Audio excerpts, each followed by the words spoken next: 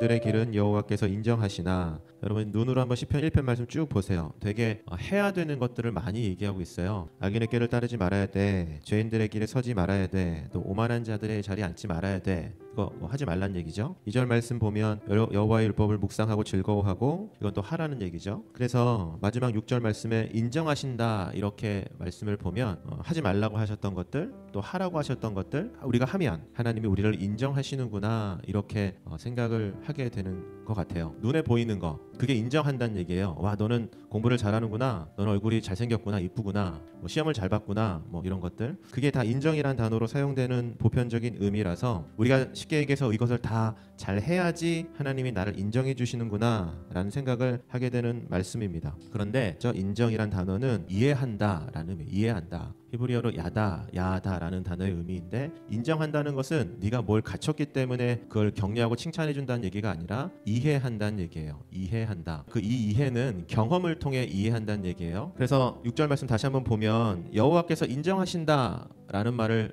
쉽게 원래 풀어서 설명을 해보면 이런 거예요. 여호와께서 이해하신다, 이렇게 이해할 수 있는 말씀입니다. 여러분 1절부터 5절 말씀 쭉 보시면 저도 마찬가지고 여러분도 마찬가지입니다. 우리가 여기서 자유로울 수 있는 말씀이 없어요. 악인들의 꾀를 따르지 않으십니까?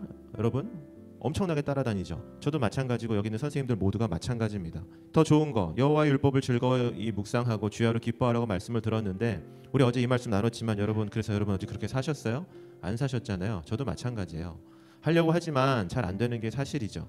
그래서 우리의 생각으로 관점으로 보면 시편 1편 이 말씀 잘 지키지 못했기 때문에 하나님은 나를 인정하시진 않을 거야. 왜? 내가 결과가 없으니까, 이렇게 생각할 수 있지만, 인정이란 단어를 결과로 놓고 보면 말씀 자체를 다 오해해버릴 수밖에 없지만 6절 말씀 이 인정이라는 것은 뭐다? 이해하신다. 그럼 뭘 이해하시는 걸까? 하나님이 노트에도 이렇게 써놓으세요. 하나님은 나의 마음의 중심을 이해하신다. 하나님은 내 결과를 보고 나를 평가하시고 판단하시는 것이 아니라, 이게 중요해요 여러분, 내가 얼마만큼 하나님 앞에 율법을 주야로 즐겁게 묵상하고 기뻐하면서 살아가고자 했었던 나의 마음의 중심을 보신다.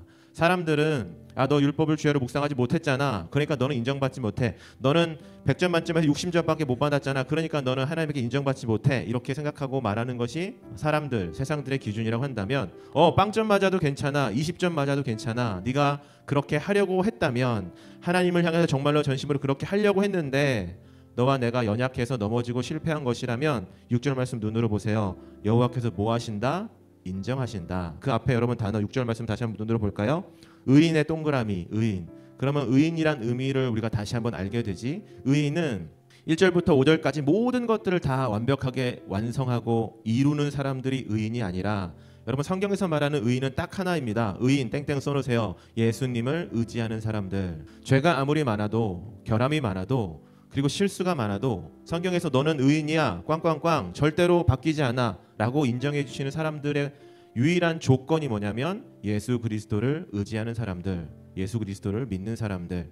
그래서 예수님을 믿기 때문에 내가 많은 하나님을 향한 기쁜 일을 뭔가를 하려고 하지만 실패하는 것이 우리이지만, 그런 우리를 성경 말씀 통해서 6절 말씀 통해서 알게 되어 여호와께서는 인정하신다. 다른 말로 여호와께서는 이해해 주신다고 성경을 통해서 우리가 말씀을 통해서 알게 됩니다.